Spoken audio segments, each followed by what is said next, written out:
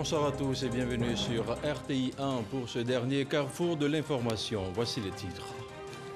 Long de 50 km, l'axe Jacquesville-Toukouzou-Noumouzou va être entièrement bitumé. Le coup de pioche de lancement des travaux a été donné par le secrétaire général de la présidence de la République, le ministre d'État Patrick Hachi. C'était dans le village de Grand-Jacques en présence des autorités administratives et coutumières de la localité. En France, la délivrance du passeport biométrique ivoirien est désormais possible à Lyon. La région Rhône-Alpes devient la seconde commune française où il est possible d'obtenir ce document administratif. Le nouveau module d'enrôlement en ligne a été présenté il y a 2 semaines. Puis après sa victoire historique et décisive, Joe Biden est le 46e président des États-Unis. Le natif de Scranton en Pennsylvanie a promis samedi d'être le président qui va unifier l'Amérique après 4 années de tumulte. Dans ce journal, la rédaction de RTI 1 avec Sidonie Davila vous dresse le portrait du nouveau locataire de la Maison-Blanche. Bienvenue dans ce journal. On démarre avec une note de cohésion sociale juste après le jingle.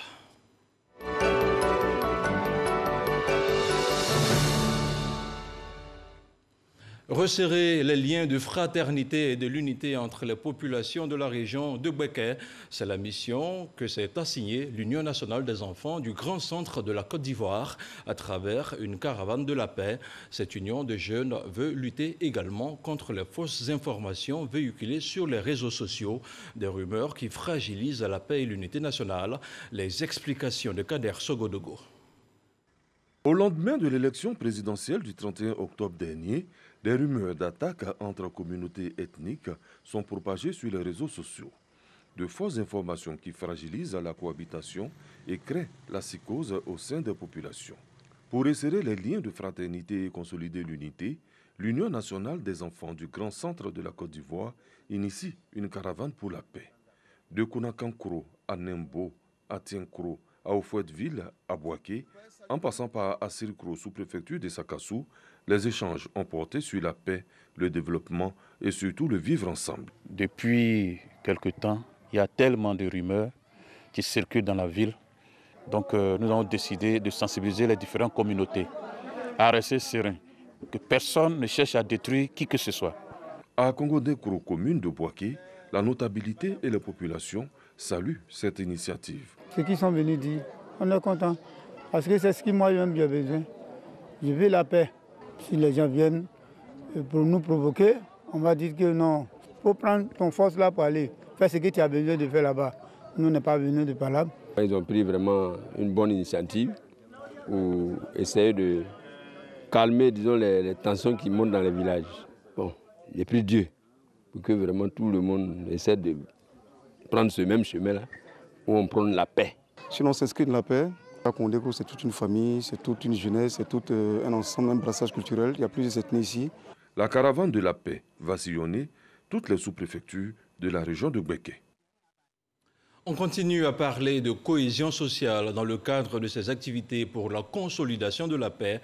Le collectif des mouvements et associations pour le développement de l'émergence COMAD multiplie les rencontres. Il s'est donné pour objectif de sensibiliser la population sur les valeurs de paix. C'est un compte-rendu de Soro Corona.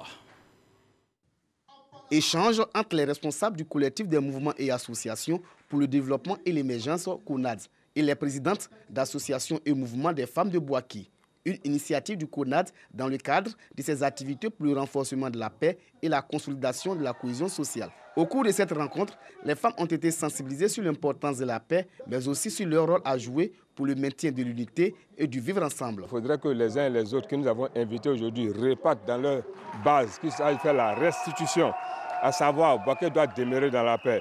Ton voisin est un membre de ta famille, il ne faudrait pas que nous prêtons l'oreille aux rumeurs qui circulent.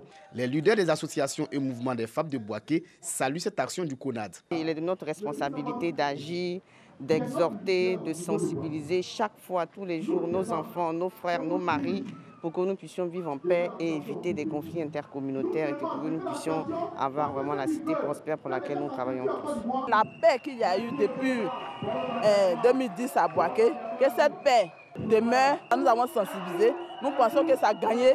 C'est là qu'aujourd'hui nous sommes en paix. Et on n'arrête pas de le faire.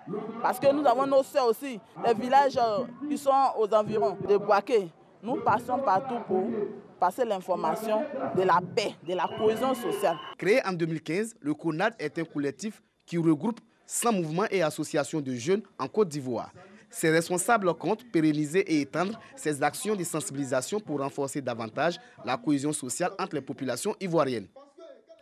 Toujours au chapitre de la cohésion sociale, les populations de la sous-préfecture d'Iré dans le département de Divo ont mis à profit la période électorale pour organiser la semaine de la paix. Une semaine qui aura permis la tenue de plusieurs compétitions sportives, culturelles et culinaires avec la participation de toutes les communautés de la dite sous-préfecture. Il s'agit à travers cette initiative de renforcer la paix et la cohésion sociale au sein de ces populations qui disent non à la violence et oui à la paix. Le compte-rendu de Mamadou Kouassi.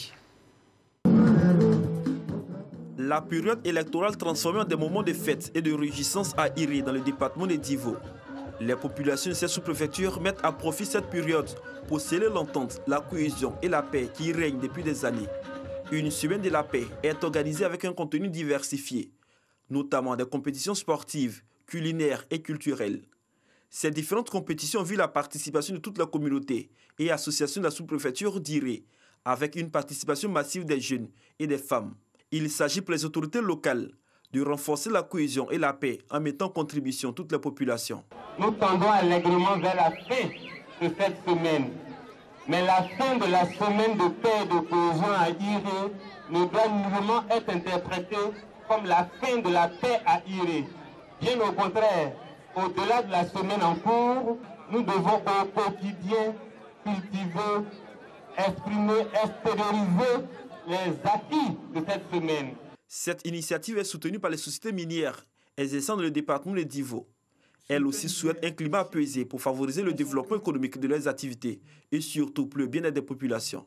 Nous pensons que sans la paix, il ne peut pas y avoir de développement. Le vivre ensemble de Iré va demeurer. Nous avons tant à préserver. Ensemble, frères et sœurs de Iré, au-delà des infrastructures, nous avons nos familles, nos villages et les emplois de nos enfants à préserver. Nous devons ensemble dire non aux violences des périodes électorales passées. Nous vivons ensemble. Je ne suis pas d'accord avec toi. Cela ne veut pas dire que je dois avoir un problème avec toi. Le tournoi de football a été remporté par l'équipe du quartier résidentiel au profit de l'équipe de Gulacro, pendant que l'association des femmes du village de Douaville remportait le concours culinaire face aux femmes de Iré Plateau. La troupe théâtrale du village de Baké est sortie victorieuse du concours de sketch portant sur la paix et la fraternité. Autre chose à présent, le secrétaire général du Conseil national des droits de l'homme a été ce dimanche l'invité de RTI 1 avec Herman Guivé Assandiane s'est prononcé sur le fonctionnement des missions d'observation en période électorale. Voici un extrait de leur échange. Pendant les phases préparatoires du processus électoral, une mission se déploie. Généralement, c'est un groupe d'experts qui vient évaluer le cadre législatif et réglementaire ainsi que le cadre institutionnel du processus électoral. Et cette mission se poursuit même après la tenue du scrutin pour évaluer la proclamation des résultats et le contentieux généralement qui suit l'élection. L'observation itinérante, c'est-à-dire le déplacement d'un observateur d'un lieu de vote à un autre lieu de vote. Il y a l'observation sédentaire, qui consiste à rester dans un bureau de vote pour procéder à des constats dans ce bureau de vote. Vous avez des missions qui utilisent l'observation ciblée, en ciblant certaines régions ou certaines zones précises, pour procéder à leur observation, à leur constat et produire des rapports. Il y a enfin, l'observation systématique qui consiste en un déploiement stratégique fondé sur des statistiques. Pour un observateur, de façon générale, il est demandé le respect d'un ensemble de principes. Le principe de neutralité, d'impartialité et l'exactitude des informations qui sont rapportées, la vérification des informations, surtout pour éviter de rapporter des informations fausses. C'est une exigence d'ailleurs de toute mission d'observation de rester impartial, de rester neutre, de rester professionnel et de vérifier l'exactitude des informations qui sont données. C'est pour cela, pour le recrutement des observateurs, nous mettons l'accent sur la moralité des personnes que nous recrutons. Je tiens à préciser, il n'appartient pas aux missions d'observation de se substituer aux institutions chargées de l'organisation et de la régulation du processus électoral. Un observateur ne fait que observer, relève ses constats et tire les conséquences de ces constats au regard des standards sur lesquels il travaille. Je vous le disais en ouverture de ce journal, le ministre d'État et secrétaire général de la présidence, Patrick Kachi, a procédé il y a quelques semaines au lancement des travaux de bitumage de l'axe Jacquesville-Toukouzou-Noumouzou, un tronçon long de 50 km. Ces travaux permettront de désenclaver 33 villages sur les bords lagunaires, mais surtout le poumon énergétique de la Côte d'Ivoire. Jacquesville, il faut le rappeler, abrite plusieurs plateformes pétrolières du pays. Le reportage de Godefroy Okambawa. Longtemps espéré par les populations de Jacquesville et de toute la région des Grands Ponts, le bitumage de l'axe Jacquesville-Toukouzou-Noumouzou sera une réalité. Suite à la promesse faite par le chef de l'État Alassane Ouattara en mars 2015, les travaux de ce tronçon long de 50 km entrent dans leur phase active. En temps de pluie, on ne peut pas rouler. Même s'il n'y a pas plu, même on ne peut pas rouler aussi. Et si réellement le goudron vient, vraiment nous sommes heureux. Lançant les travaux, le ministre d'État, secrétaire général de la présidence, Patrick Kachi, s'est appesanti sur l'importance d'une telle infrastructure dans la région. De 1993 jusqu'en 2010, la Côte d'Ivoire a plongé. Et on a presque touché le fond, à tel point que, en termes de moyens, on est arrivé au même niveau que 60. Depuis 10 ans, on a trouvé la paix, le calme, et le pays est reparti. Des opérateurs et des acteurs internationaux, la Banque mondiale, le Fonds, tout le monde dit la Côte d'Ivoire est repartie. Plus jamais on ne doit retourner. Au cours de ce lancement, les autorités coutumières et administratives de Jacquesville ont traduit leur gratitude au chef de l'État pour ses actions de développement. Des initiatives qui viennent impulser le développement économique et touristique de cette région. L'axe Jacquesville-Toukouzou-Noumouzou permettra de désenclaver 33 villages lagunaires. Située à 15 minutes d'Abidjan, la baie des milliardaires vient de s'enrichir d'un nouvel réceptif hôtelier. Sur l'île Boulé, le palace de 5 étoiles se dresse fièrement dans un cadre paisible. Il compte une vingtaine de chambres et de suites et le réceptif est l'œuvre d'un opérateur économique ivoirien. Un cadre luxuriant visité par le ministre Siandou Fofana. De retour de l'île Boulé, le reportage de Didier Nguissan. L'hôtellerie en Côte d'Ivoire vient de s'enrichir d'un nouvel établissement. Il s'agit d'un réceptif hôtelier au standard 5 étoiles situé à la baie des milliardaires sur l'île Boulé. Une vingtaine de chambres, des suites avec jacuzzi privatif, un restaurant, une salle de spectacle et une plage pouvant accueillir plus de 1000 personnes. Le promoteur Fabrice Saoignon fait le tour du propriétaire avec un invité de marque, le ministre du Tourisme et des Loisirs, Siandou Fofana. Le développement de ce type de réceptif s'inscrit dans le cadre du projet touristique Sublime Côte d'Ivoire. L'idée pour nous, en tout cas, c'était de contribuer effectivement au plan de développement touristique de la Côte d'Ivoire, nommé Sublime Côte d'Ivoire, en proposant un produit qui soit justement de normes mondiales, en fait, on va dire ça comme ça. La Côte d'Ivoire regorge vraiment de nos potentiels énormes en termes de paysages, en termes de configuration géographique. Et donc, nous, on s'est inscrit vraiment dans la vision du ministre pour sortir un projet qui soit effectivement aux normes. Et pour nous, c'est vraiment un plaisir de savoir que ça plaît et que ça peut contribuer à attirer, effectivement, à faire de la Côte d'Ivoire une belle destination. La Côte d'Ivoire a terminé l'année 2019 avec plus de 4 millions de visiteurs et désormais, ce n'est pas nous qui disons, c'est l'Organisation mondiale du tourisme qui considère que la Côte d'Ivoire est devenue un pays à vocation touristique. Et de telles initiatives, quand vous voyez, il y a 10 ans en arrière, ou moins que ça, ce n'était pas envisageable. Et aujourd'hui, c'est possible, ça relève du domaine du réalisme. Et vous voyez que ce que nous visitons, c'est quelque chose qui est fabuleux et c'est sublime. Les suites répondent au-delà des caractéristiques voulues par un hôtel de 5 étoiles. En conséquence, on s'est dit c'est 5 étoiles et plus. Les clients locaux et expatriés profitent du week-end dans un cadre convivial. Preuve que la vie a bien repris à Abidjan après les crispations sociales de ces derniers jours. L'établissement hôtelier a permis de créer 157 emplois directs, détenus pour la plupart par les jeunes des villages voisins. On parle maintenant de cette bouffée d'oxygène pour la diaspora ivoirienne en France. Le consulat général de Lyon dispose maintenant d'un centre d'enrôlement de passeports biométriques.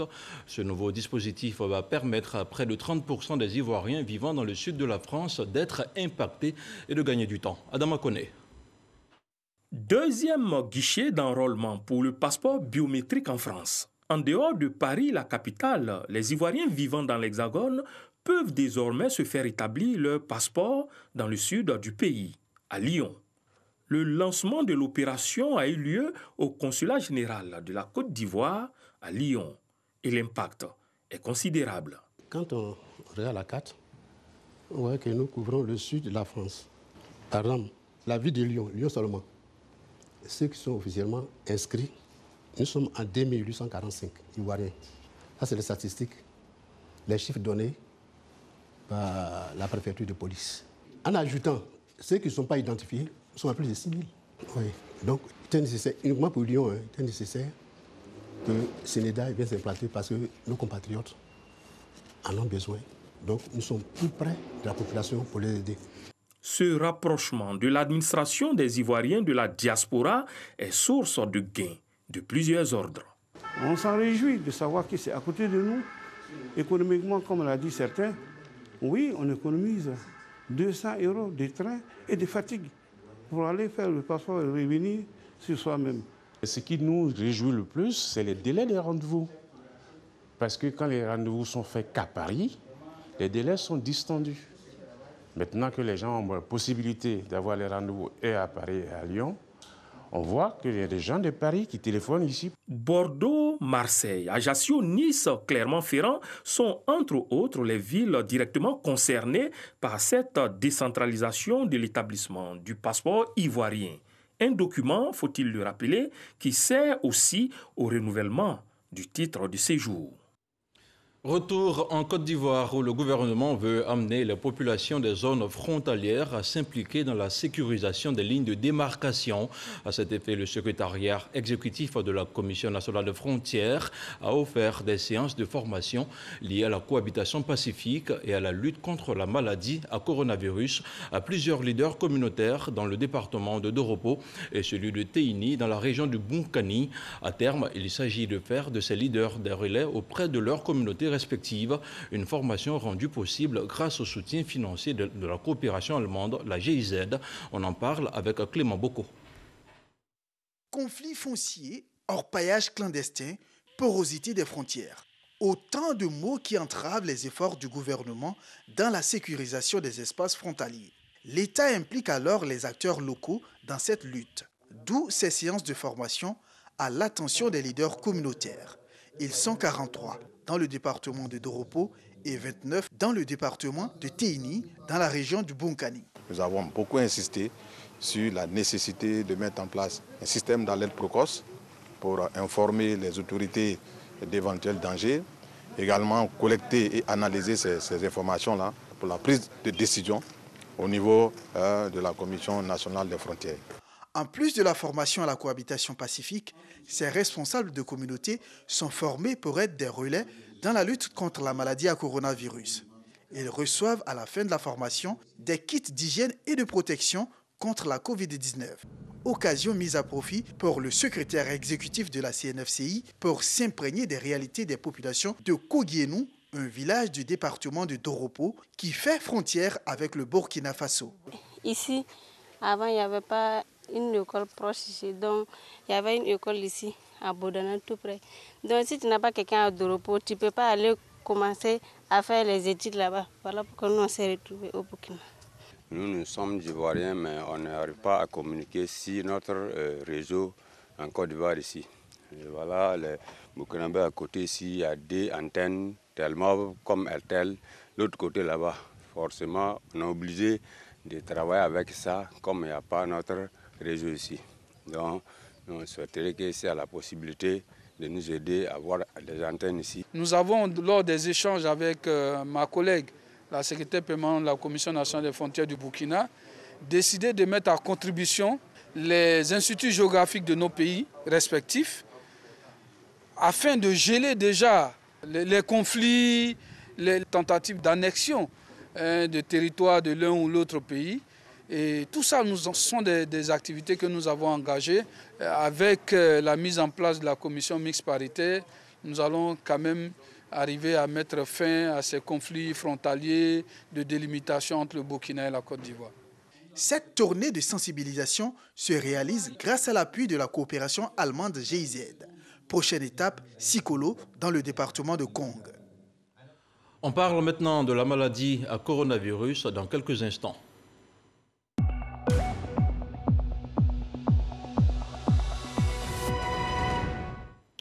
Le ministère de la Santé et de l'Hygiène publique a enregistré ce dimanche 8 novembre 2020 19 nouveaux cas sur 941 échantillons prélevés, soit 2% de cas positifs, 19 guéris et 0 décès. À la date du 8 novembre, la Côte d'Ivoire compte donc 20 832 cas confirmés, dont 20 508 personnes guéries, 126 décès et 198 cas actifs. Le nombre total d'échantillons est de 199 603. Dans 16 mois, les populations de Boundiali vont bénéficier d'un centre hospitalier régional tout neuf. Il en est de même pour l'hôpital général de Kouto qui sortira de terre dans les mêmes délais. Ces infrastructures vont répondre aux besoins des populations en termes de soins de santé. La première pierre a été posée par des membres du gouvernement, fils de la région. Envoyé spécial, Mamadou Kouassi. Ces coups de truelle feront apparaître dans 16 mois des bâtiments neufs et modernes. Des bâtiments qui vont servir de cadre du centre hospitalier régional de Boundiali. Une infrastructure sanitaire de référence pour soulager tant soit peu les populations, obligées jusqu'à ce jour d'évacuer les cas urgents de maladies à Korogo ou à Boaké. Souvent, si on va prendre les gens ici, jusqu'à 100 km de Korogo, nous on trouve que c'est pas bon. D'ici la personne va arriver là, s'il meurt, en fait, ça nous fatigue un peu. Donc si on gagne ça ici, c'est mieux sur ça. La ministre Maria Toukone, maire de la commune de Boundiali, rassure ces populations que ce projet constitue le début d'un vaste programme sanitaire pour l'amélioration de la prise en charge des populations de la région de la Bagoué. Nous étions tellement pressés d'avoir notre CHR. Aujourd'hui, grâce à Dieu, grâce à Amadou Gon Coulibaly, grâce au président Alassane Ouattara, parce que c'est sous son règne que nous allons avoir ça. Les travaux de construction du centre hospitalier régional de Boundiali seront réalisés par une entreprise anglaise spécialisée dans les projets de construction clé en main.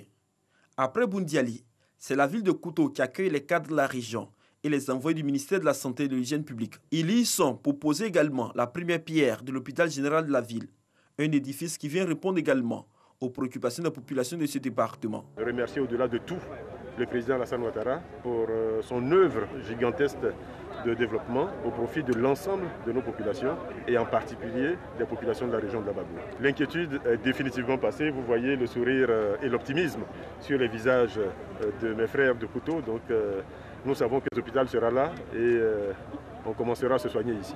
Le directeur des cabinets adjoints du ministère de la Santé et de l'Hygiène publique a dit la détermination du ministre Eugène Akaole à œuvrer pour livrer le chantier dans les délais.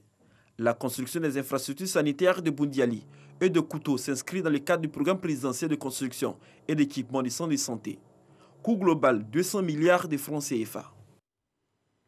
Comment briser les idées reçues découlant de certaines traditions et mauvaises pratiques envers les enfants? C'est le message prêché de façon récurrente par les guides dans les lieux de prière sous l'impulsion de la fondation Djiguia et soutenu par le COSIM, le Conseil supérieur des imams des mosquées des affaires islamiques. Une charte islamique des droits et devoirs de l'enfant a été élaborée. Le document a été présenté à la presse en présence des autorités spirituelles et institutionnelles. Une présentation suivie par Franck Quadio. Le droit de l'enfant est sacré, mais certaines croyances et amalgames découlant de croyances traditionnelles minimisent cette donne. L'islam y accorde cependant de l'importance. Ne pas confondre entre la tradition qui contient des choses, des valeurs importantes et, n'est-ce pas, les enseignements qui sont dans le Coran et qui doivent être suivis de façon à ce que les enfants puissent se développer, puissent s'épanouir, puissent être sécurisés. Une charte islamique alors pour instruire, édifier et indiquer les bonnes pratiques. L'impulsion est donnée par la Fondation Djigui. La Fondation, avec l'appui de Save the Children, a réuni un certain nombre d'érudits, des savants de notre communauté pour réfléchir et tirer des sources du Coran et des enseignements du prophète sallallahu alayhi wa sallam les éléments qui stipulent la protection de l'enfant et surtout le droit de l'enfant à la vie, à la sécurité, à l'éducation, à la formation. Des droits, mais aussi des devoirs pour l'enfant, dont celui de l'adoration exclusive d'Allah, du respect des prières et des parents. L'instrument participe, selon l'autorité religieuse, de l'édification d'une société équilibrée. C'est une satisfaction. L'islam interdit toute forme de violence faite aux enfants parce que ceux-ci constituent la pépinière de la communauté sociale. Il faut donc les protéger. Un projet d'ailleurs qui a son sens selon le représentant du ministre de l'Éducation nationale. Avec la loi sur la politique de scolarisation obligatoire qui oblige désormais que tous les enfants des deux sexes âgés de 6 à 16 ans soient inscrits dans une école. Et donc ça ressort du devoir du ministère de l'Éducation nationale d'aller vers tous les enfants qui sont dans ces structures islamiques d'éducation. La charte islamique des droits et devoirs de l'enfant est destinée aux institutions et organisations islamiques, certes, mais aussi pour servir de modèle éducatif à tous. La prochaine phase sera sa vulgarisation à l'échelle nationale. Dans l'actualité internationale, Joe Biden a été élu samedi président des États-Unis. Le candidat démocrate l'a emporté face à Donald Trump, le président sortant. Joe Biden, 77 ans, une longue vie politique jalonnée d'épisodes controversés, mais aussi de réussites. Qui est cet homme qui tente de devenir le président de la première puissance mondiale depuis 1987? La réponse dans cet élément de Sidonie Davila. Fils d'ouvrier, Joseph Robinette Biden est né en 1942 en Pennsylvanie au sein d'une modeste famille catholique d'ascendance irlandaise. Il est l'aîné de 4 enfants. Diplômé de l'université du Delaware et de l'école de droit, après ses études, il doit rejoindre l'armée lors de la guerre du Vietnam, mais est écarté en raison de sa santé. Joe Biden amorce véritablement sa carrière politique en 1972 en devenant sénateur dans l'État du Delaware à seulement 29 ans. Il tente une première fois de briguer la primaire démocrate pour l'élection de 1988 avant d'être rapidement forcé d'abandonner la course après avoir plagié une bonne partie d'un discours. En 2008, il revient à la charge et se fait battre par Barack Obama, avant de rejoindre la liste des démocrates à l'élection présidentielle. En tant que colistier de Barack Obama, Joe Biden entre avec lui à la Maison-Blanche en janvier 2009. En pleine crise financière, le désormais vice-président américain facilite l'adoption par le Congrès d'un immense plan de relance de 700 milliards de dollars. Le président Barack Obama lui confie la mise en œuvre de ce plan crédité du rebond de l'économie américaine. Durant sa longue carrière politique, Joe Biden a connu des hauts et des bas. Marié et père de 3 enfants, en 1972, il perd sa première femme, Neila, et sa petite-fille, Naomi, dans un accident de voiture, peu après avoir remporté sa première course au Sénat. En 2016, la mort de son fils aîné, Beau, d'une tumeur au cerveau, le retient de se lancer dans la présidentielle de 2016.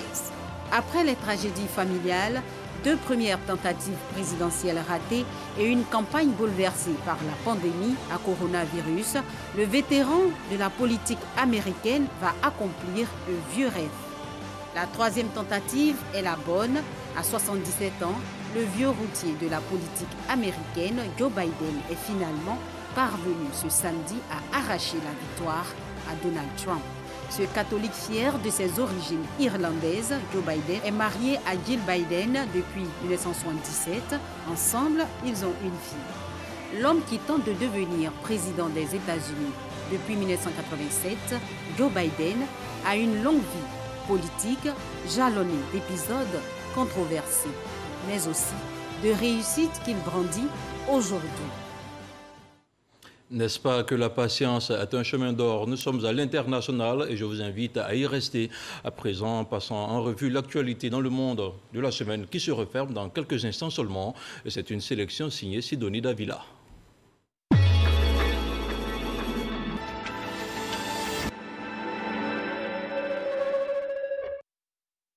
Au moins 4 morts et plusieurs blessés dans une attaque terroriste en Autriche lundi. Ces fusillades en plein cœur de la capitale autrichienne, Vienne, ont été revendiquées par le groupe terroriste Daesh. La tension est vive entre Addis Abeba et les autorités provinciales du Tigré. Selon le Premier ministre éthiopien, le Front de libération du peuple du Tigré a franchi le dernier stade de la ligne rouge en attaquant mardi un camp de l'armée fédérale, faisant plusieurs morts et beaucoup d'autres blessés. Des hommes armés ont ouvert le feu sur un minibus entre Bandiagara et Bangass dans la région de Mopti au Mali. Sur la trentaine de passagers du bus attaqué, 8 morts. L'assaut a été attribué à des djihadistes présumés. Des informations confirmées mercredi par l'un des rescapés et un responsable administratif au ministère de la Sécurité. Il a été réélu le 25 octobre dernier. Le président tanzanien John Magufuli a prêté serment jeudi. Le nouveau dirigeant tanzanien a été élu pour la première fois en 2015, succédant à l'ancien président Jakaya Kikwete. Après 5 ans loin de la capitale congolaise, l'ancien gouverneur du Katanga est arrivé vendredi à Kinshasa. Moïse Katumbi dit être venu rencontrer le chef de l'État, Félix Tshisekedi. Aux États-Unis, l'élection présidentielle du 3 novembre dernier donne pour vainqueur Joe Biden. Après 4 jours de suspense, le démocrate franchit samedi le seuil magique des 270 grands électeurs. Le 20 janvier prochain, après son investiture, Joe Biden sera le 46e président des États-Unis. Il promet d'être le président de tous les Américains. Les Birmans ont voté ce dimanche pour des législatives qui devraient permettre au parti d'Aung San Suu Kyi de conserver le pouvoir. Notons que la lauréate du prix Nobel de la paix en 1991 est très critiquée à l'international pour sa gestion de la crise des musulmans Rohingyas, mais adulée par une majorité de la population.